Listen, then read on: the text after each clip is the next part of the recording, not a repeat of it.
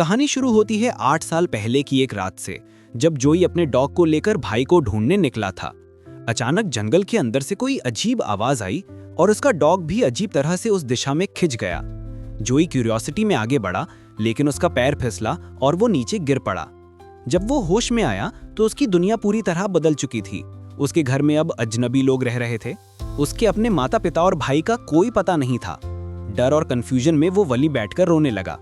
अनजान आदमी ने पुलिस बुला ली। पुलिस भी इस केस को समझ नहीं पाई, लेकिन वे जोई को उसके माता पिता के नए पते पर ले गए। माता पिता को देखते ही जोई लगभग शॉक में चला गया। उसके लिए तो बस कुछ मिनट गुजरे थे, लेकिन वे इतने बूढ़े कैसे हो गए। उसका छोटा भाई अब 18 साल का था और वो अब भी 12 का ही था। दोनों भाई यकीन नहीं कर पा रहे थे, लेकिन हकीकत यही थी कि जोई सच में 8 साल गायब रहा था। अब साल था 1986। माँ तो बस खोया हुआ बेटा वापस मिलने की खुशी में डूबी हुई थी, लेकिन वैज्ञानिक इस मामले में गहरी दिलचस्पी लेने लगे।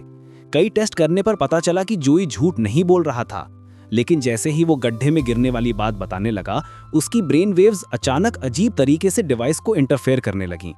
पता चला कि ये वेव्स जोई के दिमाग से निकल रही थीं और वो अल्फा वेव्स के जरिए कंप्यूटर से कनेक्ट होकर कुछ ऐसे चित्र बना रहा था जिन्हें आम इंसान समझ भी नहीं सकता। ये खबर नासा तक पहुंच गई। उन्होंने तुरंत एक्सपर्ट्स भेजकर जोई को रिसर्च में शामिल करने का निमंत्रण दिया, क्योंकि जोई के दिमाग से बने चित्र बिल्कुल उसी नए मिले उड़न यान जैसी आकृति दिखा रहे थे।